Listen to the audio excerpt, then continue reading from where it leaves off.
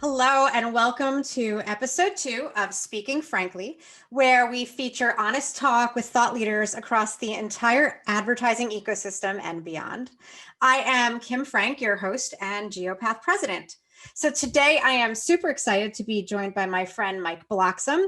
He is the SVP of Global Media and Entertainment at Magid. So Mike is an innovator, he is a disruptor, and he is also the most passionate foodie that I personally know. So thank you so much for joining us today, Mike. My very great pleasure. Happy to be here. So since I know you, but everyone doesn't, why don't you tell us a little bit about you and your expertise and your career? Sure. By all means, as you say, I like food, but let's leave that aside. It's got nothing to do with it. I have spent an embarrassing amount of years working in the consulting and research space, particularly with an emphasis upon consumer insight and media, understanding what it is that drives adoption or inhibits adoption of different media propositions, particularly emerging media propositions, and how they fit together in the overall media landscape and how consumers engage or don't engage and why and so forth. And then feeding into all the different questions that sort of fit within the business cycle around those kinds of things, for everything from TV and movies through online businesses, e-commerce, mobile, et cetera, et cetera. And because I'm very old, I've been doing this for quite a long time, and it means I've kind of got my hands into just about every aspect of media and marketing over the years as well. It's funny because I was thinking this morning about, I was like, when did Mike and I first meet? And I think it was probably over 10 years ago while you were at Touchpoints, which is something that I think a lot of our members would be familiar with because we, I think, still use some of the data from the Touchpoint studies. Yeah, it could be when I was with MBI working on Touchpoints.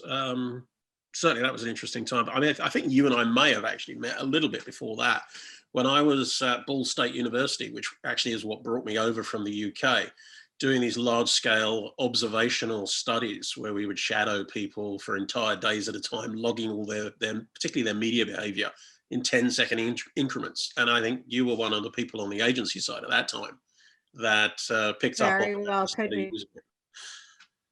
But yeah, we go Wonderful. back. So, so tell me about Magid and what Magid does as an organization.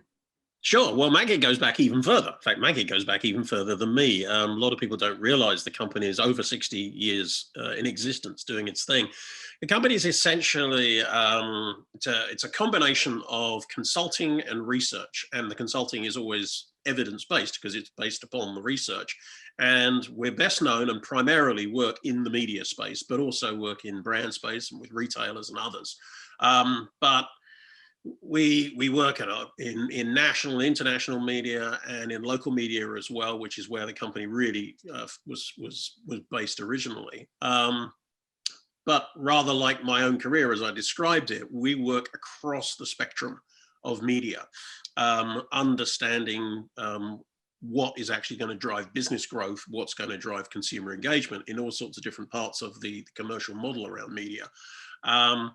Which is actually what makes it really interesting, because it's not that we just do TV or we just do online.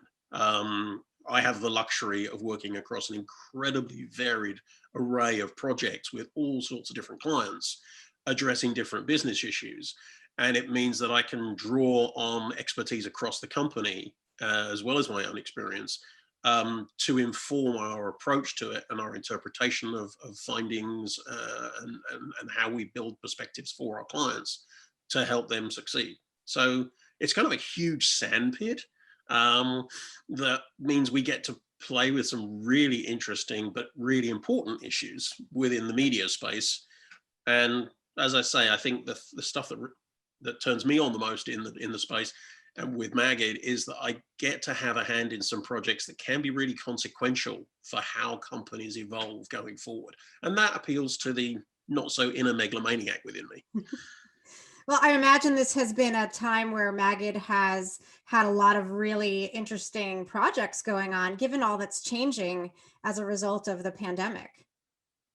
Well, yeah, I mean, like everybody, we've had to pivot in the context of the pandemic, and we've had to pivot to be able to help our clients as they've been pivoting, and trying to get to grips with what it means for them and how they have to operate both in the near term, and as they try to define a future going forward, which is characterized obviously right now by a huge amount of uncertainty. So we were doing a lot in the early phases of the pandemic, which was very much focused about the pandemic and about the situation at the time, understanding consumer attitudes, behaviors, concerns, what that meant for different businesses that were within our client base, and trying to project forward what different scenarios may play out to be and what they may mean for different clients. Now, I think one of the things that's changed, and I think a lot of people are seeing this, is as we've progressed to where we are now, both in terms of the time of the year and the situation vis-a-vis the pandemic, companies are realizing that you can't sort of stop and kind of hold your breath as much as possible. You've actually still got to find a way to do business. And there's a lot more activity suddenly, which isn't about the pandemic. It's about succeeding in the context and building for the future as much as you can in this period of uncertainty.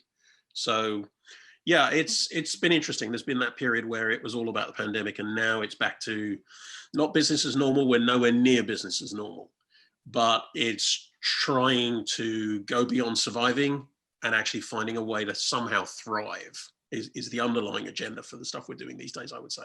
So I imagine that the pandemic has had a lot of impact on the way consumers view television, on the way that they consume different media types. What kind of trends are you seeing that may not go away in the long term, that may have really drastically altered consumers' consumption of media?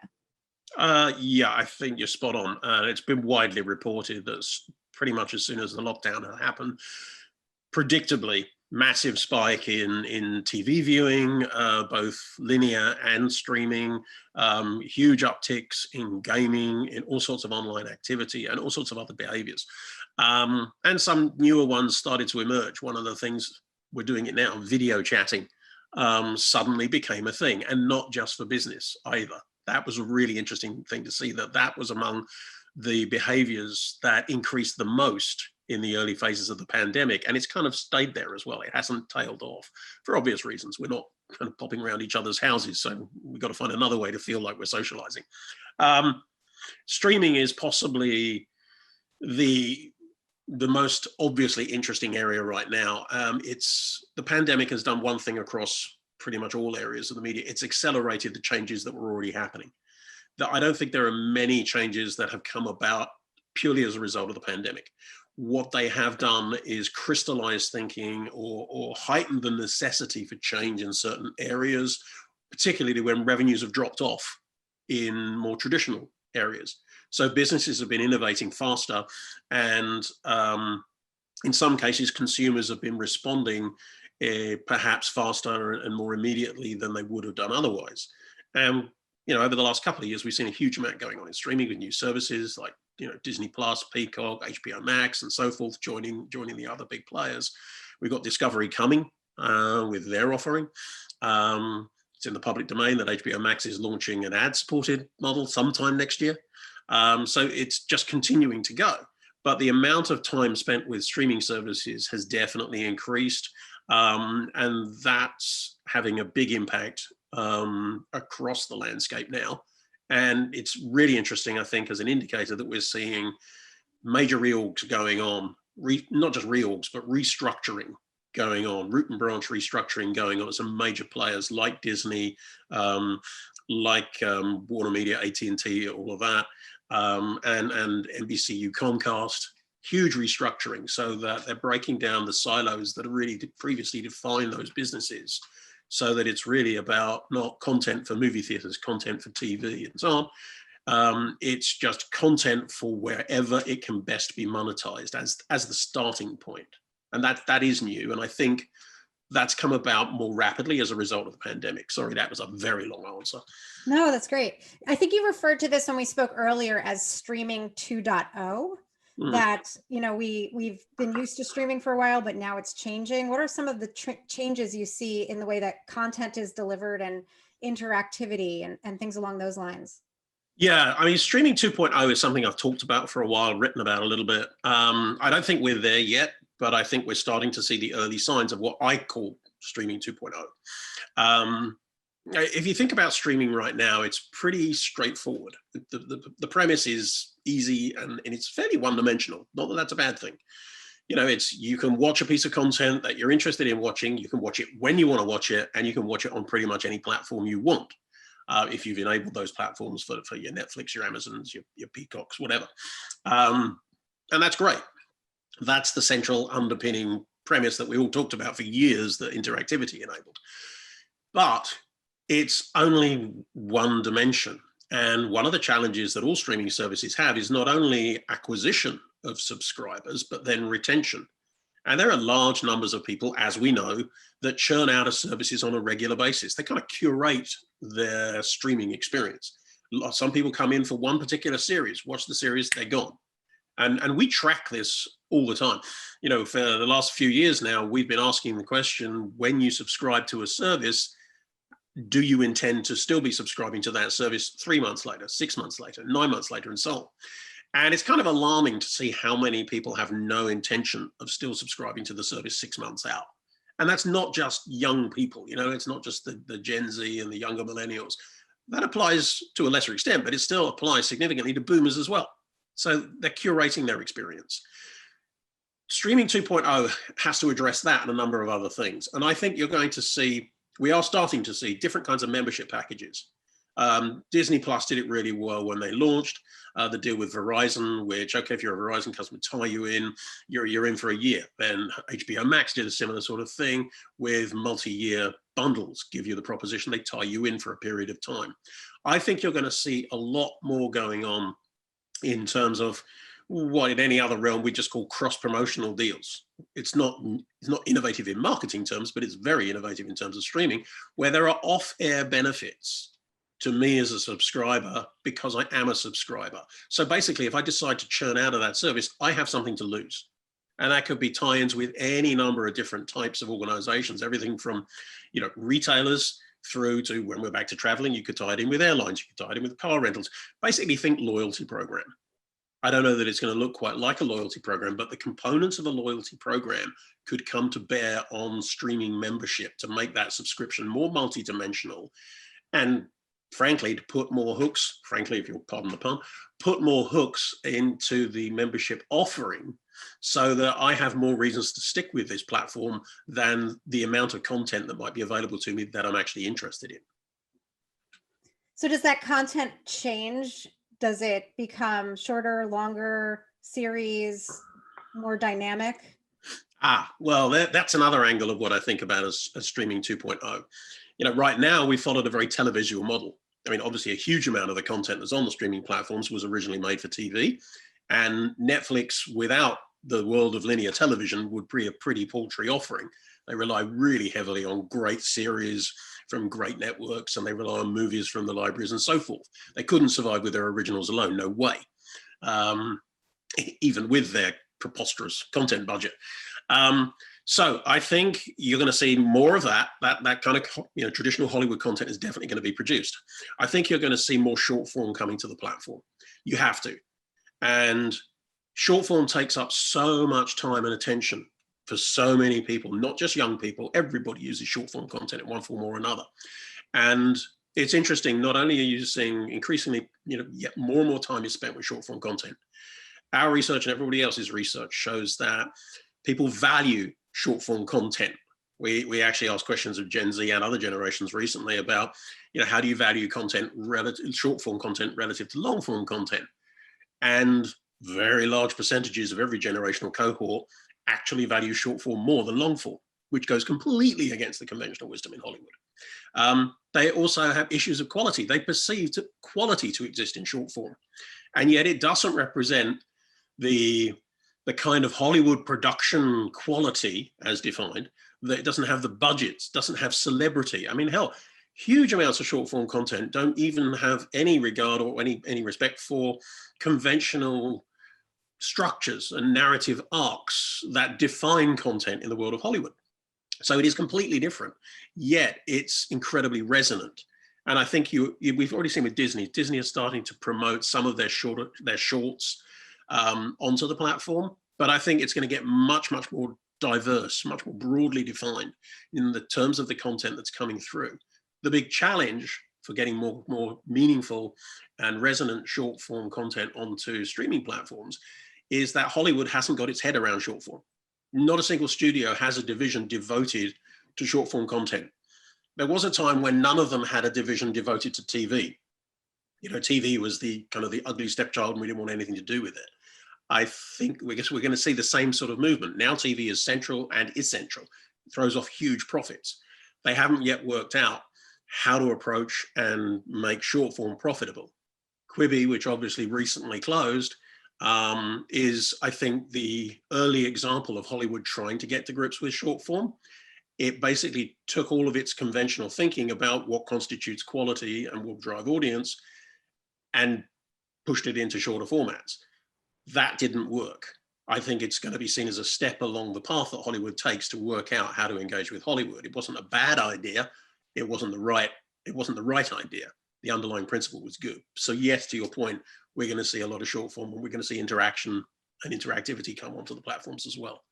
So what kind of interactivity? What does that look like? Well, that is interesting. I think you're going to see elements of gaming coming in. You're inevitably going to see stuff around choose your own ending. We saw that with Bandersnatch last year. That's not a new idea. It's been around in the space forever. But it was interesting that it got onto a streaming platform and was largely regarded as successful. So we're inevitably going to see more of that. I think one of the most interesting forms of interactivity is going to be transactional capabilities. Mm-hmm. You know, we can call it e-commerce if you like it. For a while back in the days of interactivity, it was called T-commerce because it was TV. But transactional video is going to become more the norm. We've already seen it this year. This is one of the things that was accelerated by the effect of the pandemic. NBC launched their checkout service, whereby they're engaging brands and retailers into different sort of promotions that can be leveraged to make TV shoppable in effect. And they've been doing some very interesting stuff that I can recommend someone you should interview about that. You've got Curate, who own QVC HSN. They're already active in the streaming space. I'm certain you're going to see more there. And then going out of the traditional TV world, Facebook obviously launched Facebook Shops this year, post the launch of the pandemic. Launched the pandemic? Start of the pandemic. Yeah, we're not going to go there. And you've got Snapchat and others who are doing increasingly transactionally based interactive promos and campaigns with major brands. So you're definitely going to see a lot more of that. And I think one of the interesting things is that effectively shortens the distance and increases the accountability between an exposure to an ad or a commercial message from a brand to a sale or to some other measure that they care about. Because they're going to be able to say this many people were exposed to that message at these times. This many people responded in these ways, and that led to this many sales. And that's going to be very, very easy to quantify. And that's going to bring a whole other layer of accountability to big screen advertising. Yeah, that's interesting. It kind of takes me down another pathway, which is maybe a twofold question is, you know, one is what is the impact of this on linear TV? And then two is what is the impact on how we measure that, you know, very diverse, fragmented ecosystem where there has not been a measurement system before. Yeah. So I'm not sure in which order you want to answer those, but I think they're both kind of tied into what you've just brought up. God, how many days have you got? I mean, these are huge subjects, as it all is. We should be doing this over lunch. That's the way we would normally discuss this.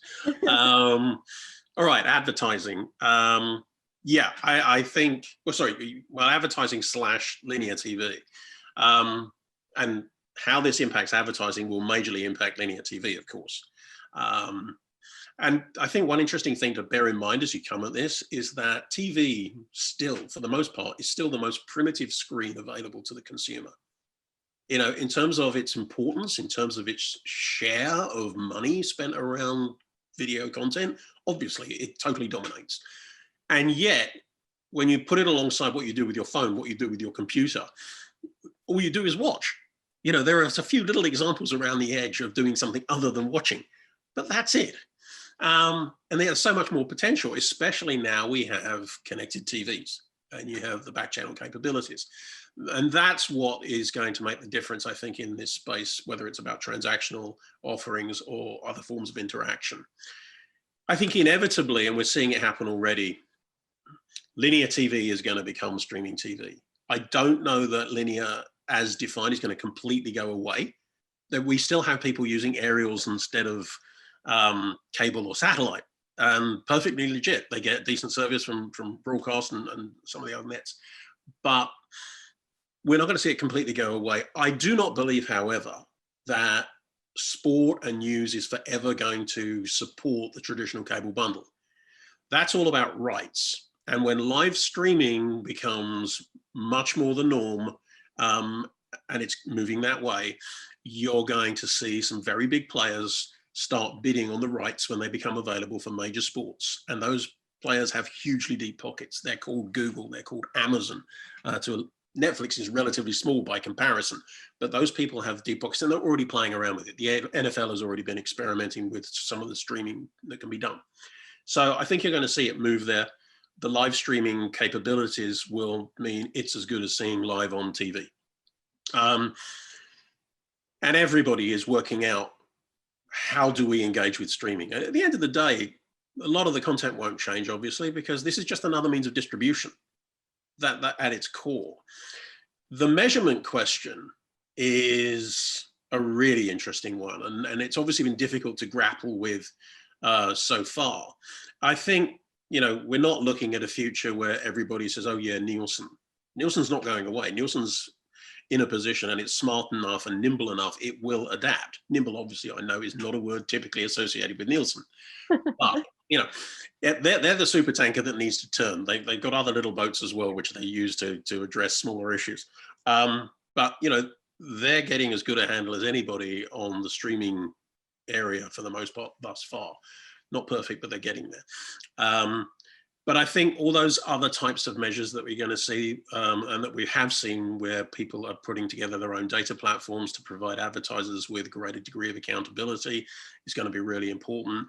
Likewise, if the whole transactional thing starts to take off, that's an example of a completely different set of metrics that will not only inform advertisers and others in a different way, it'll actually motivate the allocation of money in a completely different way. And, you know, for my money, that is going to grow forward, partly because retailers and brands are desperately looking for ways to compensate for the shortfall in sales at bricks and mortar stores where footfall is down. So I think that's going to upset the apple cart a little bit. And that has implications not only for measurement teams who have to get an expertise in that area, that's going to have implication for agencies as well.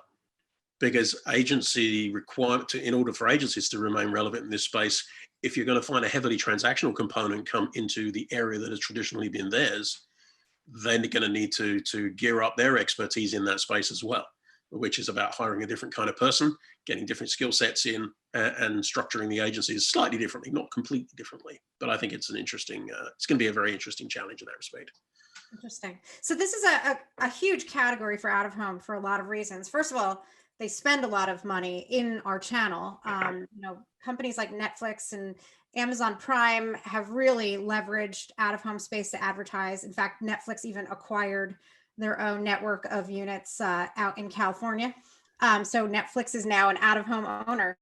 But we also have screens and signage, you know, places where you can show video all over the country, and that penetration is growing. Do you see any opportunities for out of home as a channel to play in this game? What should we be thinking about? What should we be looking to incorporate into our offerings? Yeah, I actually do. I think sort of nearer term, by which I mean over the next couple of years, there is going to be a lot of activity in terms of marketing to gain subscribers for different services. And there's more and more services not only coming to market, but also seeking to grow.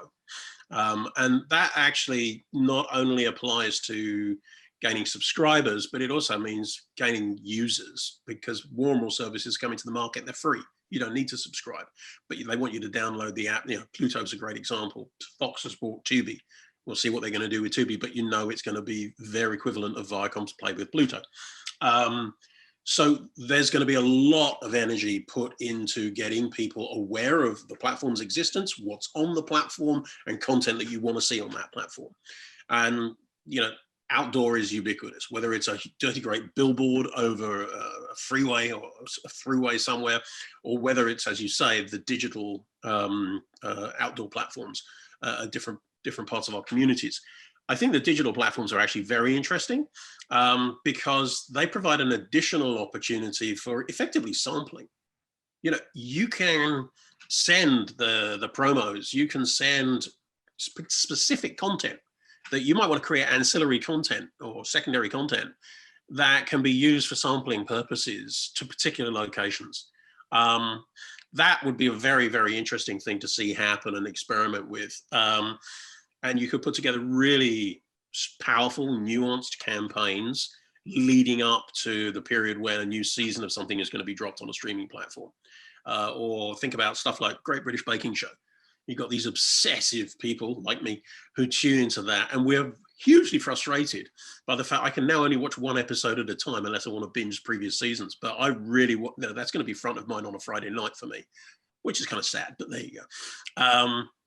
Where do they target messages when they're trying to push a show like that, which has a very particular following, but a fanatical and devoted following for something that people talk about? I think there's a lot of opportunities to get really creative like that. And the immediacy of the delivery of an out-of-home message and the contextual relevance, which is so much what it's all about, I think plays very well to creative thinking on the part of marketers and their agencies. Now, of course, that does depend on them being creative and thinking of the medium in that way, but that's your job. You get them thinking that way, and they will. Great. Well, one more question for you. So speaking frankly, if you could put any message out on all those screens that we just spoke about to the community at large, what would it be? Well, obviously, I'd put the transcript of our conversation up there and it would work brilliantly in the outdoor medium. Not. Okay. This is a really hard question. I love this question. And I love what Jane Clark came up with on a previous one of these. But it's really hard because if you don't actually have a product to sell or a service or whatever, you're starting with a blank slate. And, like we were talking about, the out-of-home medium provides so many opportunities, contexts, situational variables to take advantage of. You say, oh my God, what do I go with? So, well, I could do something that's about food because that's close to my heart in probably more ways than are healthy for me. I've got two, all right? I've got two that I can't make my mind up about. So, and they're both about voting because it seems vaguely appropriate to say something to encourage people to vote. Totally nonpartisan. One, and I see this working in interesting ways out of home. Relax, breathe, vote. Just bring some calmness to this. And that could be in white text on a black background or black text on a white background, or in digital, it could be cool because you could go relax, breathe, vote, and hold it. Not that I'm trying to influence creative here. The other one, playing into the power of content that we were talking about earlier and the resonance of content. Play with something familiar. I'm going to riff off a recognizable quote, one that's particularly recognizable to a certain section of community and a lot of young people. So we're going to go full Yoda here. We're going to say, there is no try, only vote. Ah, love that. So, wonderful. Those are my humble offerings. That's fabulous, Mike. Thanks so much. Thanks for your time and your insights. I feel like we could have carried this conversation on for 3 hours, but that does not a good podcast make. So maybe we'll have to revisit in a few months and see what else is going on. Sure. Love to. Thank you very much. This was great fun. Lovely to see you, of course, as always. Always. Better over lunch, though, next time. So thank you all for joining. Speaking frankly, it was wonderful to have you listen to or watch our second episode. If you have any questions, you can reach us at geekout@geopath.org. And if it's about this podcast/webinar, use the subject line, Speaking Frankly questions. Thank you all so much, and I'll see you all soon.